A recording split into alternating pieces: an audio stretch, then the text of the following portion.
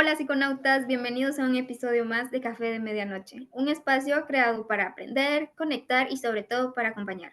Junto con mi colega José Morales les damos una calurosa bienvenida. Así que si ya sirvieron su taza de café, comencemos. El tema de esta semana va a ser lo que es la fobia, y sabemos de que una fobia es un miedo irracional ante una situación o un objeto específicamente, a tal punto de que ya dejamos el miedo pues nos consume y hasta queremos evitarlo a toda costa. Así es, de hecho a veces las fobias se confunden mucho con los miedos, pero hay que aclarar que son dos cosas completamente aparte y también la ansiedad. Resulta que las fobias generan una gran angustia y preocupación, ya sea solo con pensar en ese objeto que causa el miedo irracional o al estar cerca de este. Entonces, la ansiedad en realidad que es una preocupación hacia un suceso que podría pasar a futuro, pensar en qué podría suceder o qué podría ocasionarme ese objeto. Entonces, viéndolo de esta manera, la ansiedad o todas las manifestaciones de ansiedad son la parte más común y la más evidente al contar o estar sufriendo de alguna fobia específica. Por otro lado, ¿qué es el miedo? El miedo es una respuesta fisiológica normal y necesaria para todos los seres humanos. ¿Y por qué digo que es una respuesta necesaria? Porque si nosotros no tuviéramos miedo, en realidad nos estaríamos exponiendo todo el tiempo a situaciones de gran riesgo. Por ejemplo, todos sabemos que si nos paramos sobre la barandilla de un puente en plena ciudad, podríamos resbalarnos, caer y fallecer. Por lo tanto, como todos reconocemos este riesgo, tenemos cierto miedo que nos impide subirnos a esa baranda. Sin embargo, tener este miedo no significa que nosotros tenemos una fobia, ya que la fobia, como bien decía mi colega, es un miedo irracional. ¿Y a qué nos referimos con un miedo irracional? Pues un miedo hacia algo o hacia algún estímulo u objeto que realmente no representa una amenaza real. Y es aquí donde podemos marcar la diferencia. Y decimos, bueno, algunas personas tienen fobia a volar en avión y tienen razón porque realmente es un gran riesgo volar en avión, pero ¿cuál es la diferencia? Podemos sentir miedo a volar sobre un avión porque reconocemos el tipo de dificultades que pudieran suceder en el camino o el tipo de riesgo que conlleva. Sin embargo, una persona fóbica no es capaz de subirse a este avión porque está convencida de que subir a ese avión representa que va a perder su vida. Lo que nosotros, que simplemente tenemos un miedo normal y adaptativo, sabemos que no es cierto. Así como puede suceder algo catastrófico, es muy probable que no. Entonces, ¿cómo hacemos hacer comprender a una persona fóbica de que realmente subir a ese avión no representa que va a fallecer? Es algo que vamos a ir hablando más adelante. Y las fobias se llegan a manifestar de tres formas. La primera es los síntomas físicos, lo cual incluye lo de la respiración alterada, sudoración, náuseas, mareos, resequedad en los labios, dolor en el pecho. También los síntomas psicológicos, que es los pensamientos distorsionados, que es lo que ya dijo nuestra compañera, ¿verdad? Porque estas personas piensan de que ni siquiera ni se pueden subir.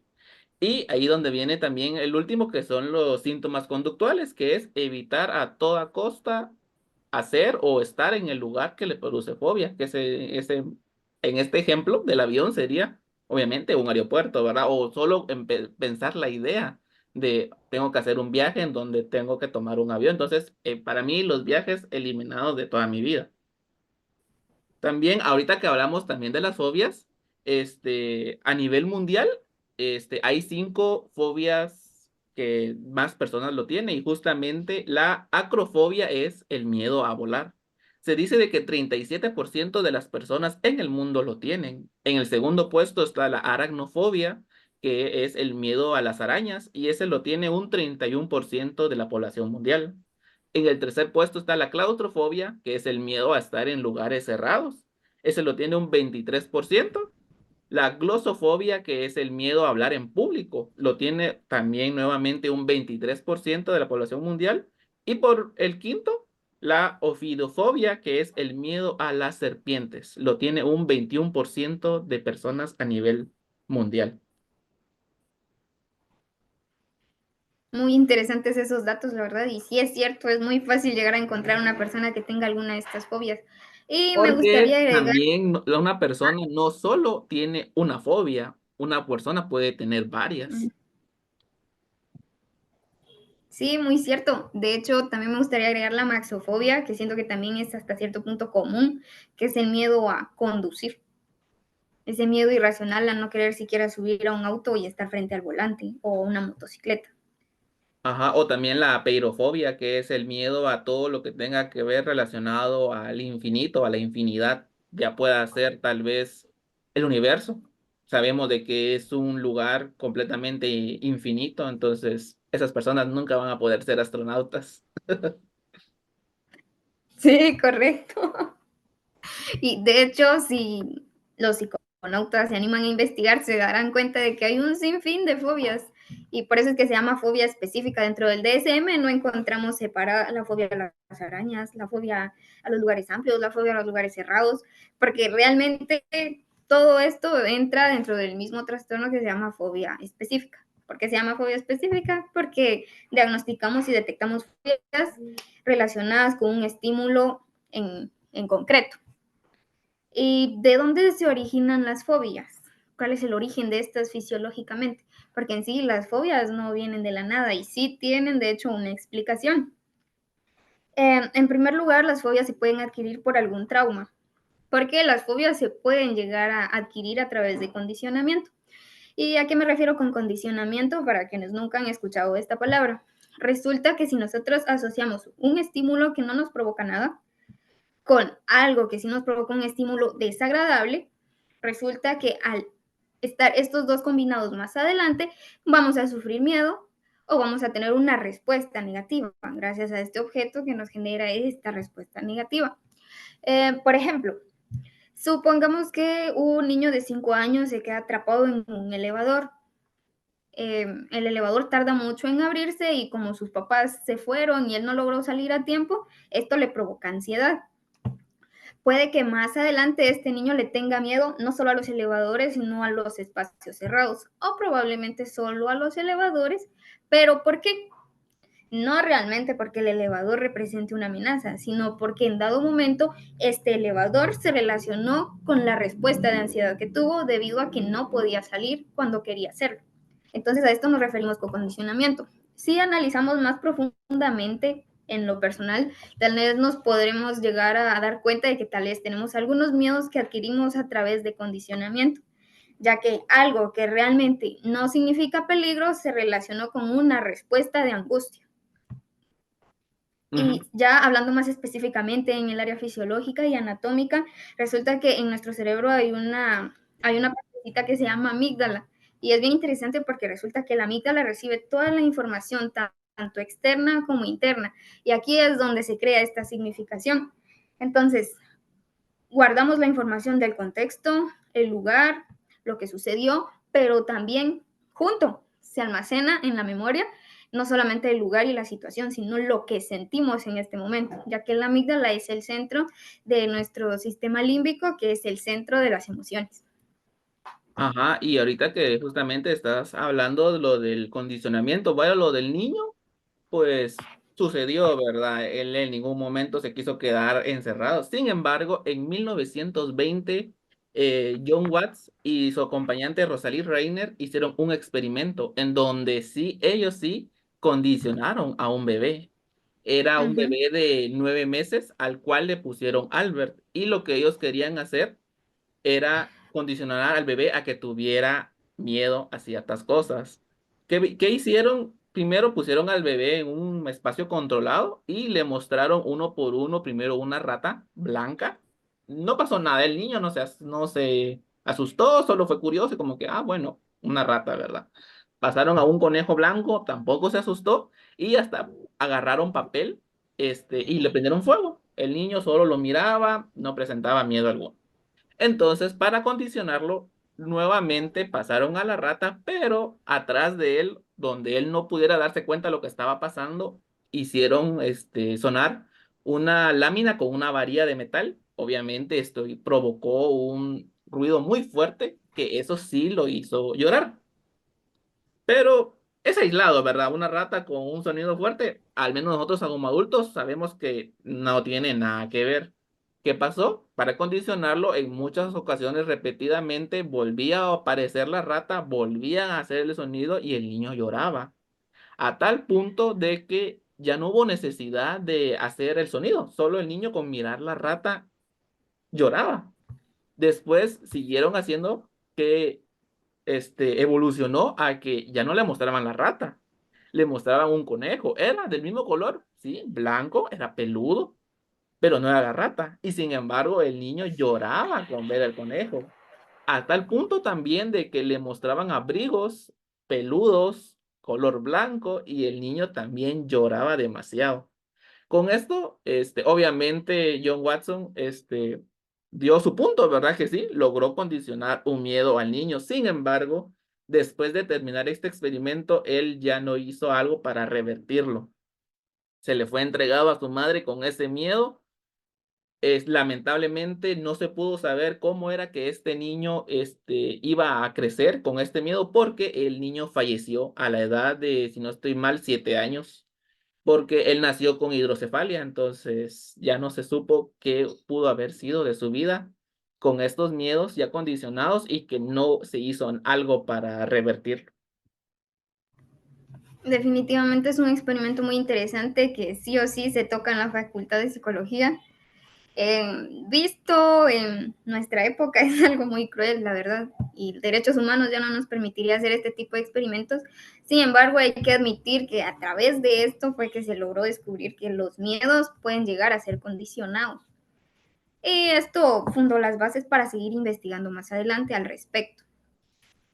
Algo muy importante entre el miedo y las fobias es que a veces, si lo analizamos, realmente no es que tengamos un miedo real que lo esté provocando una amenaza asequible, sino que el miedo es provocado por nuestros propios pensamientos. Entonces es muy importante considerar si algún tipo de miedo nosotros lo alimentamos con pensamientos negativos o pensamientos catastróficos, es muy probable que más adelante avance hasta convertirse en una fobia. Creo que es muy importante considerar esto. Las fobias, aún así, no solamente derivan de un evento traumante, es algo bien interesante también. El condicionamiento, ya quedamos que actualmente no se hace dentro de un laboratorio, sino que el condicionamiento se da de manera natural a través de traumas y a través de eventos que nos hacen identificar como peligrosas ciertas situaciones o ciertos objetos, aunque realmente no lo sean. ¿Por qué sucede esto? En primer lugar, porque nuestro cerebro en todo momento busca protegernos y para mantener la vida, lo que hace es almacenar información de eventos que nos ocasionan demasiada angustia y decir, bueno, a la próxima vamos a alejar a la persona de esto o vamos a evitar que se acerque provocando ansiedad. Que esto con el objetivo de eliminar la posibilidad de que la persona muera. Lo que sucede muchas veces en el caso de las fobias es que son nuestros propios pensamientos los que provocan este miedo. Y resulta que toda la reacción fisiológica del miedo existe ya que antes los seres humanos necesitaban correr y huir para poder salvaguardar su vida, ya que ellos dependían de la caza de animales. Entonces, obviamente, en ese momento, cuando el animal podría representar una amenaza real para ellos, ellos lo primero que tenían que hacer era huir o pelear. Lo que sucede ahora es que nuestro organismo se reactiva y obviamente no vamos a pelear con las alturas o no vamos a pelear con una carretera. Eso es lo que sucede. Y muchas veces tal vez la carretera no es el riesgo real y la evitamos. El riesgo está en todos lados, pero cuando nuestro miedo pasa a cierto umbral, se vuelve realmente un problema y es importante identificarlo. Ahora también es importante comprender que el miedo o las fobias no solamente derivan de experiencias traumantes, porque tal vez más de alguna persona dirá, pero yo tengo cierto miedo y nunca me ha pasado nada con relacionado con, por ejemplo, tenerle miedo a las serpientes y tal vez nunca ha tenido la oportunidad de ver una serpiente en vivo. ¿Por qué sucede esto? Pues porque los miedos y las fobias también se pueden aprender por medio de otras personas. ¿Qué sucede? Que si nosotros vemos en la tele o vemos alguna noticia o alguien nos cuenta alguna experiencia, pongamos el ejemplo de la serpiente. Niño murió porque fue envenenado por la serpiente tal y tal y tal atrás de su casa. ¿Qué sucede? Que nosotros automáticamente podríamos guardar la información de que las serpientes son peligrosas, aunque nosotros no hayamos sufrido este trauma. Otra manera de aprenderlo es ver que nuestros padres, o sea, desde edades muy tempranas, nosotros vemos, a mi papá le da miedo subir las escaleras. Debe ser porque es peligroso. Entonces el niño automáticamente asocia de que subir las escaleras puede poner en riesgo su vida y de esta manera también podrían generar una fobia sin necesidad de haber tenido algún tipo de accidente, aunque Y puede que su papá justamente en su momento ahorita sí. que mencionas lo de los miedos aprendidos por la tele, no sé si me dejarán mentirle, pero si han visto la película Destino Final, hay, no sé, creo que es la segunda, hay una escena en la carretera donde justamente pasa que pasa un camión, si no estoy mal, con troncos, los troncos, Sí, salen todos revisados. ajá, y he visto muchos posts en Facebook donde solo ponen la foto, ¿verdad? Un camión con troncos, no tiene que ver la película tomada en la carretera y entonces ponen, todos sabemos qué pasa aquí y todos ponen de que nunca se pondrían atrás de ese camión por ese miedo a la película que pueda pasar. Lo que pasó obviamente en la película. Es un excelente ejemplo, sí, y también la película donde sucede el accidente en los juegos de diversiones, Ujú. que se Porque descarrila. La verdad no me extrañaría que de repente conozcamos a alguna persona que dice que no puede subirse a los juegos mecánicos porque miró la película de Destino Final. ajá, es cierto. Y es que también las fobias tienen consecuencias muy graves, lo cual empiezan con el aislamiento social. Estas personas empiezan a alejarse de lugares o si saben que las reuniones con sus amistades tienen algo de relación con este miedo, prefieren evitarlo por completo. También los trastornos del estado de ánimo pueden llegar hasta tener depresión, ¿verdad? Por el miedo que les causa.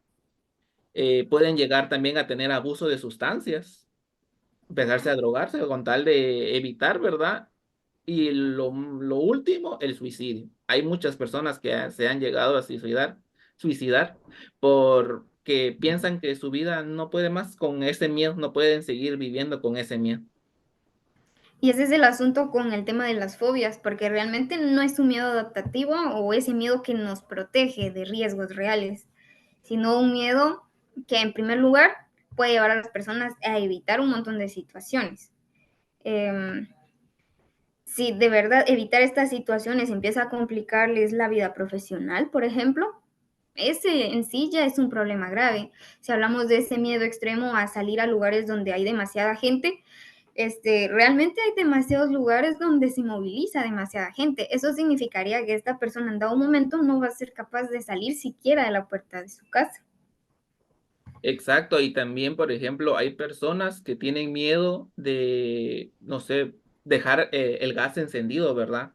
Entonces, hay ocasiones en donde ellos ya salen, ya sea en su auto propio, por transporte propio o en transporte público, y tienen eso de que, ¿y si lo dejé encendido? Vienen y regresan con tal de ver que obviamente no lo dejaron encendido, pero ese miedo les carcome. Y eso hace que les afecte demasiado. Así como también mencionabas lo de, un ejemplo, ¿verdad? Lo de los elevadores. Hay personas, ¿qué tal si les sale un trabajo en un edificio donde tiene que necesitar un elevador? Esta persona puede llegar a tal punto de su miedo es de, a lo mejor y sí, le dieron el trabajo, sí lo aceptaron, ¿verdad? Pero se va enterando que en el edificio donde va a trabajar tiene que tomar un elevador porque el edificio es de 5 pisos, puede llegar hasta decidir mejor renuncio o mejor ya no tomo el trabajo por mi miedo al elevador, a tomar un elevador.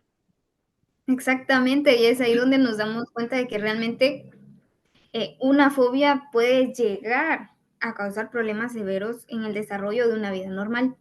Y ahora, ¿cómo podemos saber que necesitamos apoyo o que necesitamos cierta ayuda para solucionar las fobias? ¿Podrías ayudarnos?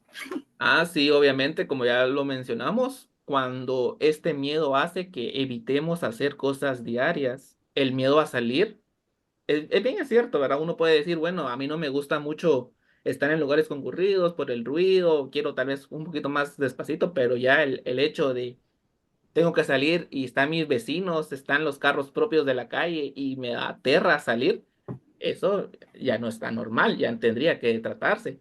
Y como lo que acabamos de decir, ¿verdad? ¿Qué pasa cuando ya tengo los síntomas físicos? ¿Por qué sudo? ¿Por qué me pongo frío? ¿Por qué el corazón se me acelera? Eso ahí ya es un detonante de que sí tenemos que buscar una ayuda profesional, obviamente. Exactamente, es importante aclarar este asunto.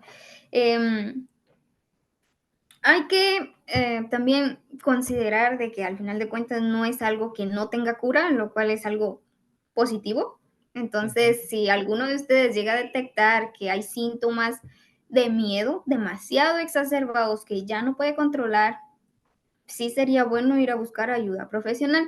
¿Quién puede ayudar en este tipo de situaciones? Tanto un psiquiatra como un psicólogo.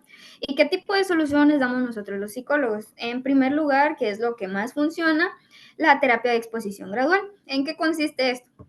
Por ejemplo, el miedo es a cruzar pasarelas en la calle. Se lleva a la persona, podríamos decir, dependiendo del grado y del nivel de miedo que tenga a la pasarela. Bueno, hoy vamos a subir 5 gradas y acompañarla, subir 5 gradas juntos. Ah, bueno, la persona se da cuenta de que subió y regresó y no pasó nada catastrófico. A la siguiente vez, hoy vamos a subir hasta la mitad las gradas. Las subimos y las bajamos juntos y así sucesivamente hasta que la persona es capaz de cruzar por completa la pasarela y darse cuenta de que realmente no sucede nada y que el miedo es hasta cierto punto irracional e innecesario. Así con cualquier otro tipo de fobias. También un tratamiento muy común es la terapia cognitivo-conductual. Los psicólogos utilizamos mucho esta terapia porque tiene mucha base científica y realmente registra resultados. En la terapia cognitivo-conductual no solo tratamos el que la persona se atreva y pueda llevar a cabo ciertas actividades para vencer esta fobia, sino que también trabajamos los pensamientos. Porque, como decíamos al inicio, los pensamientos negativos realmente juegan un papel bastante importante en seguir reforzando las fobias, que este es otro término bastante importante. Sucede que nosotros a través de nuestros pensamientos podemos reforzar ciertos comportamientos o, o ideas que realmente no son constructivas. Pensar constantemente, si subo las gradas de la pasarela, puede que haya un terremoto y la pasarela se caiga y cómo voy a volver a bajar, qué me va a pasar estando hasta ahí arriba. O si estoy en la pasarela y qué tal si se parte por la mitad, qué posibilidades tengo de que yo sobreviva a este acontecimiento. ¿Será que voy a poder bajar? ¿Será que voy a regresar con vida? ¿Qué hacemos en la terapia cognitivo-conductual? Evaluar este tipo de pensamientos. Resulta que, ¿qué tan probable es que la pasarela se parta por la mitad, en primer lugar? ¿Cuántas veces ha sucedido esto? ¿Ha sucedido esto dentro de tu país o ha sucedido esto dentro de tu ciudad? ¿Has escuchado que en algún momento haya sucedido en el transcurso de este año? Y nos podríamos dar cuenta de que tal vez si en algún momento ha pasado, ha sido muy mínimo. Entonces ahí empieza la persona, oh, es cierto, es muy poco probable que me suceda eso al subir una pasarela. O número dos, ¿qué pasa si al bajar la pasarela yo me caigo, me resbalo, me lastimo y me quiebro todo el cuerpo y me puedo morir? También investigar qué tan probable es que pase que una persona se caiga, se quiebre todos los huesos y fallezca al caer en las gradas de la pasarela. Entonces, primero se identifican cuáles son esos pensamientos que están reforzando el miedo a subir las pasarelas. Se trabajan y se evalúan, se les hace una prueba de realidad y así poco a poco la persona va disminuyendo en el resultado, en sus respuestas de ansiedad, la respuesta fisiológica. Ujú. Y como decías también, ¿verdad? Se puede tratar con el psiquiatra, que sabemos de que él ya es el apto para poder medicar, porque nosotros como psicólogos no podemos recetar medicamentos. Sí, y de hecho el psiquiatra puede llegar a evaluar si realmente los síntomas físicos ya llegaron a un nivel en que la persona necesita controlarse con medicamentos o si no lo necesita, puede referir con un psicólogo, porque muchas veces es solo el asunto de los pensamientos y algunas fobias sí llegan a ser como que eh, demasiado graves, al punto de que la persona siente ansiedad todos los días y todo el tiempo. Entonces, para poder controlar y trabajar con estas personas, primero hay que calmarlas con el medicamento. Pero realmente el tema de las fobias y los miedos es una disciplina demasiado amplia que sí vale la pena investigar más a fondo y pues todavía hay muchas investigaciones en curso de cómo lograr trabajar el tema de disminuir las fobias o desencadenar el condicionamiento que se crea, y parece que sí es posible, pero todavía no tenemos resultados asequibles. Esto se me hace muy, muy interesante. Pero bueno, como realmente es algo que puede llegar a interrumpir de manera importante nuestras vidas, sí es muy importante prestarle atención, analizarnos, aceptar si necesitamos ayuda, porque también muchas personas no desean pedirla, ya que las fobias a veces llegan a ser un poco absurdas para quienes no las parecen, quienes no las padecen. Sin embargo, para quienes las sufren es algo demasiado agobiante.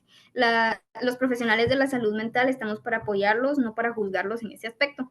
Entonces, no importa cuál sea el origen o cuál sea ese tipo de fobia que alguna persona padezca, nosotros siempre estamos a la disposición para que esa angustia disminuya y puedan curarse probablemente hasta un 100%.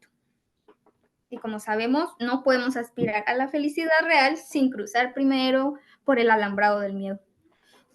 Así es, entonces esperamos poderlos ver en nuestro próximo episodio, Sí, hasta la próxima, psiconautas. donde se quita para que... Ah, ya.